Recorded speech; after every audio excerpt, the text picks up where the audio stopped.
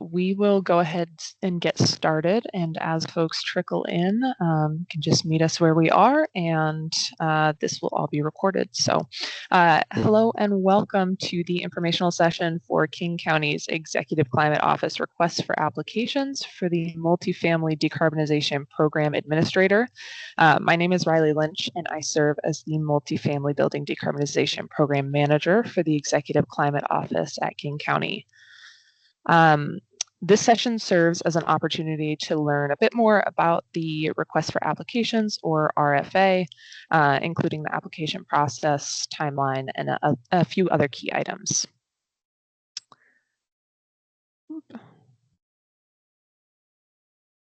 So just a couple of notes before we get started. So the session today is going to be recorded. You may have gotten a notification on that, and this recording will be posted to the funding page, which is located on the Executive Climate Office website. Andrew or Jenny, if you would be able and willing to drop the link to the RFA in the chat, that would be super helpful so folks can follow along as we go if needed. So today we will only be answering clarifying questions from information that's being presented in this session, but we strongly encourage participants to email all other questions to cprg@kingcounty.gov, and I'll show that email at the end as well. It's also located on the funding page. Responses to questions sent to that email will be posted in the FAQ section of the funding page. And you'll see that your audio and camera are off, but you should have access to the chat. So please drop your clarifying questions there. Any questions that are dropped in there that are not just for clarification, we will try to collect those and respond to those on the FAQ section as well. So before we discuss the RFA process and contents, I would like to provide just a brief bit of background on the program that makes this opportunity possible. So in 2024, King County was awarded $50 million in grant funding from the Environmental Protection Agency through a Climate Pollution Reduction Grant, or CPRG, for equitable decarbonization of the building life cycle in the Puget Sound region. So this program funds projects in King, Kitsap, Pierce, and Snohomish counties. Included in this grant is funding for the decarbonization of existing multifamily affordable housing in these target counties. And today we're going to share a little bit more about the multifamily program, the RFA opportunity, eligibility and application, evaluation criteria, and the timeline for submission. We're going to wrap up the session by answering just a couple anticipated questions, but again, if there are any other questions that are not answered by this session, we really encourage you to email those in so that we can post responses on our page. So a bit more about the multifamily program.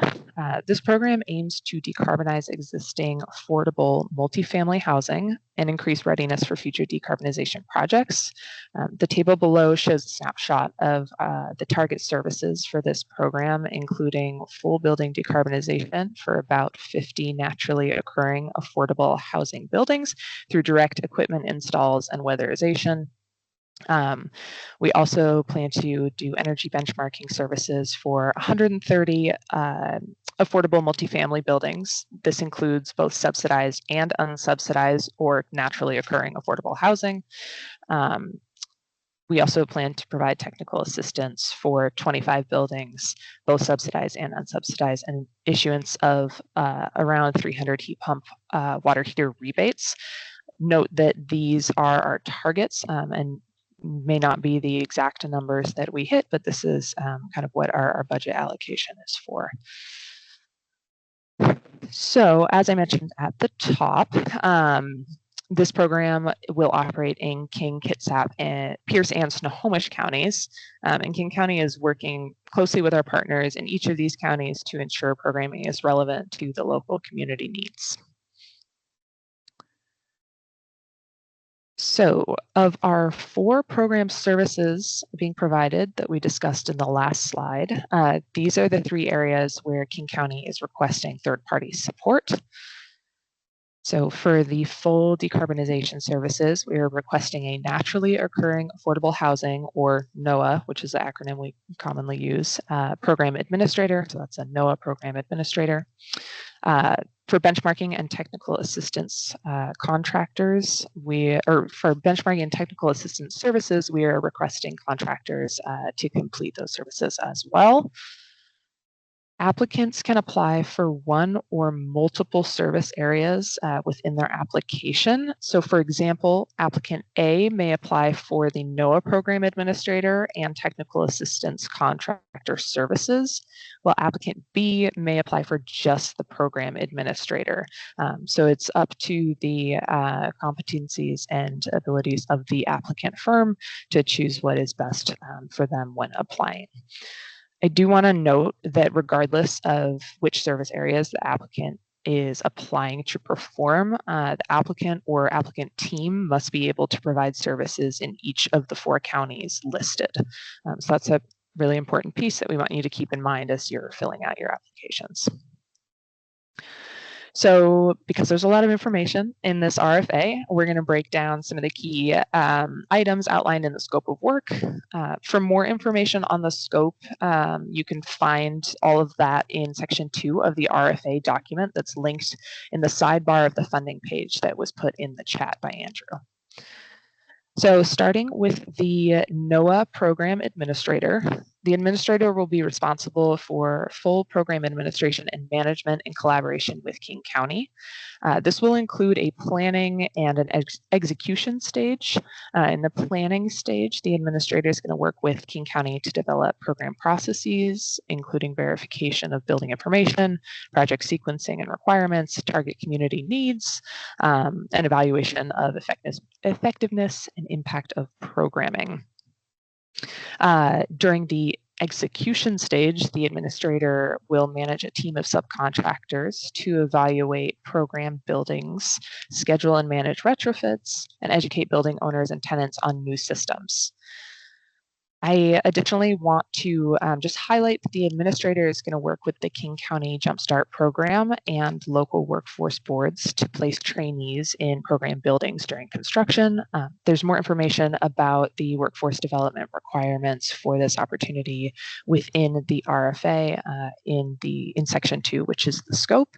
And we can also direct more information if you send some questions to cprg@kingcounty.gov. Alrighty.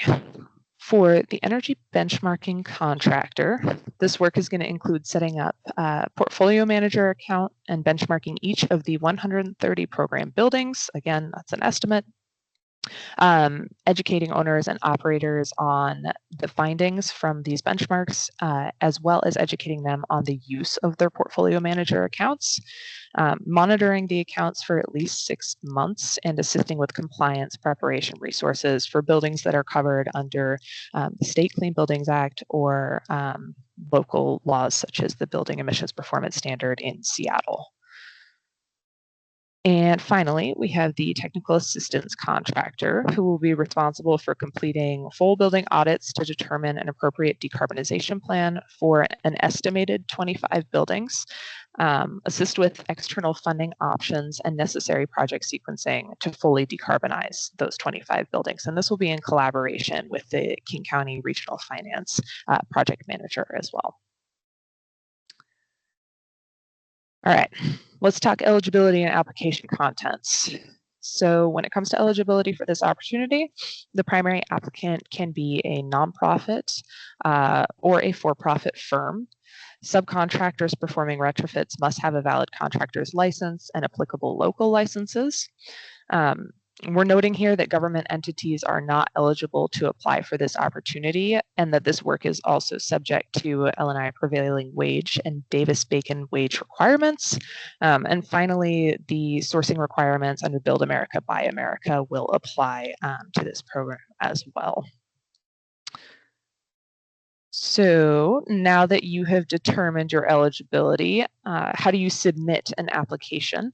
Applicants will use the Jot form link located on the funding page to submit all application materials, including attachment uploads, which we'll touch on next. If you do encounter any issues with the Jot form link, please email us so we can make sure that those are sorted quickly.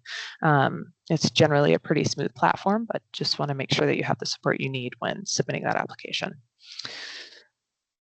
So what are the required submission contents? So section 1.13A through C, which is the first part of the submission contents in the RFA, will be entered directly into the Jot form. So those are really the only areas that you're going to have to do direct entry into that form. And this will be for things like basic firm information, contact information, and which service areas you're applying for of the three that we've talked about. Additionally, there are 4 required uploads that you will need to attach to your Jot form application. We'll talk a little bit more in depth about these items in a moment, but I do just want to emphasize that they are required uploads, which means they must be attached to your application in order to be eligible for review. So please make sure that you are completing attachments A through C, as well as the application narrative, when you submit your Jot form application. Finally, there is an additional optional upload if you have any requested amendments to the contract agreement. This is Exhibit 1. This is not a required piece of the application, but applicants are very strongly encouraged to review the agreement prior to submitting their applications. All right, so we're going to dive into the required uploads, starting with the application narrative. So the application narrative is a 15-page maximum document that shares 2 different parts that are key to evaluating your qualifications for serving as the program administrator. So the first piece of this is the experience, background, and qualifications section. And then the second piece being the methodology and approach to the scope of work. So the first section is an opportunity to talk about the qualifications and purpose for all the team members you plan to include, including any subcontractors, and share your experience providing services similar to those requested in the RFA. We do want to note that you are not required to have all of your subcontractors at the time of application, but it is preferred that applicants have at least a portion of their team determined at application. If you have any questions about that, please email us.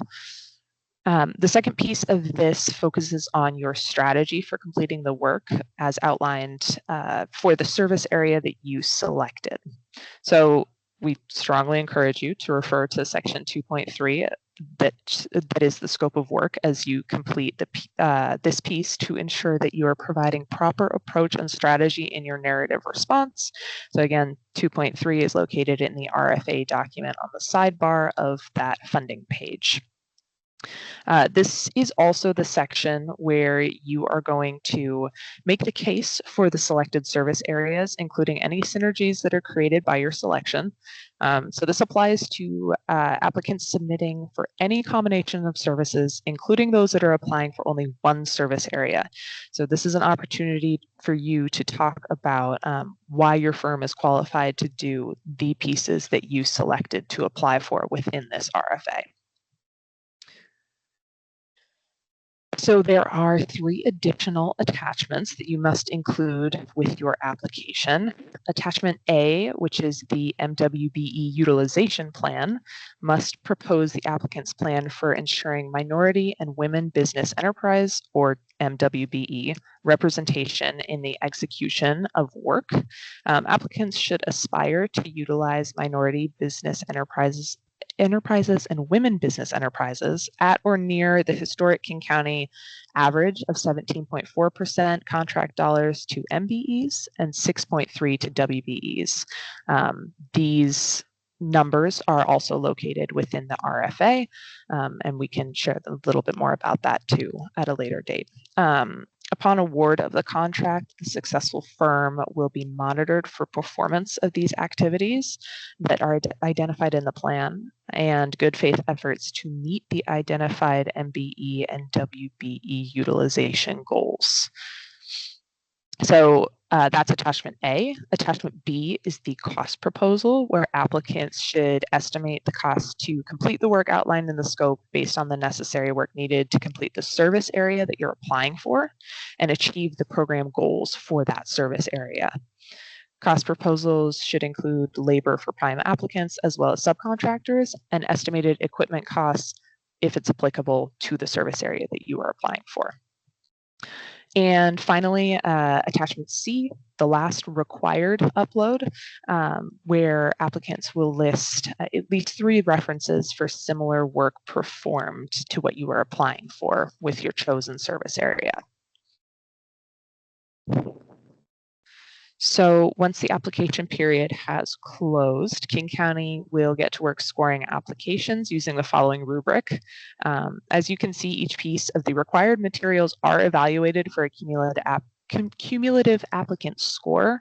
So make sure that you're including all of those attachments. Applicants may be invited to interview or perform demonstrations at the discretion of King County in order to determine the most qualified applicants. More information on the scoring process is also available within the RFA document in section 1. So a brief timeline of events for the RFA process and the selected contractor or contractors once the contract is executed. As you know, applications are now open and they will close on April 30th at 11:59. Our target selection date is May 31st, but it may take a little bit longer depending on the volume of applications that we receive. And we anticipate having a contract executed by the end of June. We are anticipating beginning work with the contractor or contractors in the 3rd quarter of 2025, and the target completion for the contract is going to be October 2029, which is the end of the grant period for the CPRG grant program. So as we wrap up, I just want to answer a few questions that we anticipate folks having as they're browsing through the RFA. This is not going to be a comprehensive list, but again, we will continue to update questions on the website as they come in. So if this sparks anything, please email us. So first question being, do I have to apply to all 3 service areas? As you may already know from some of the other stuff I've presented in this presentation, the answer is no. Applicants may apply for any combination of the 3 service areas. The applicant must complete all pieces of the service area they apply for. So if you're applying for the benchmarking contractor position, you must complete all the necessary items within the scope of work for the benchmarking contractor, but you do not need to complete items within the NOAA program administrator if you do not receive that contract. So are there benefits for applying for one or multiple service areas depending on the path your firm takes? So applicants will have the opportunity to advocate for the benefit of their selected service areas, but King County does not preference a combination of the service areas in advance. It is up to the applicants to make that case to us. And a final question that I have here is, how will different applications be scored given that they are going to be coming in with different contents and different service areas being applied for? So each application is going to be given a raw score based on application content, with the highest scoring applicant receiving the contract services that they applied for. So if necessary, King County will award 1 to 2 additional contracts to the next highest scoring applicants for the remaining service areas. If you have additional questions about the scoring process, please let us know so that we can make sure that it is clear for you. So That concludes what I have for you today, but again, I know that you're probably just starting to dig into all this information, and as questions arise, please email cprg@kingcounty.gov, which I will put in the chat as well.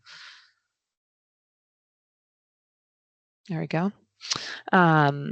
And if you do have any clarifying questions for anything I covered in the session today, please go ahead and put that in the chat, and I will try to answer them in a moment. And thank you so much for joining us today. We look forward to reviewing your applications. So I'm seeing a question that says, will a recorded version of this webinar be available and where can that be found? So yes, this webinar is being recorded and will be posted as a video on the CPRG Multifamily RFA page, which I will repost in this chat.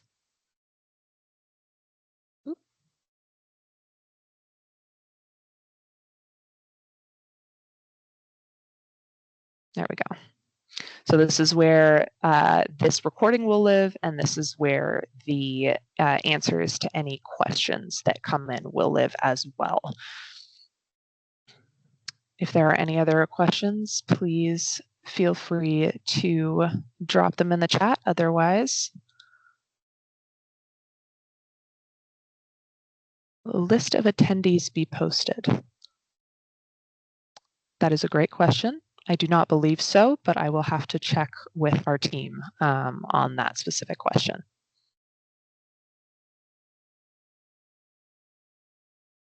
All right. Thank you all so much for coming.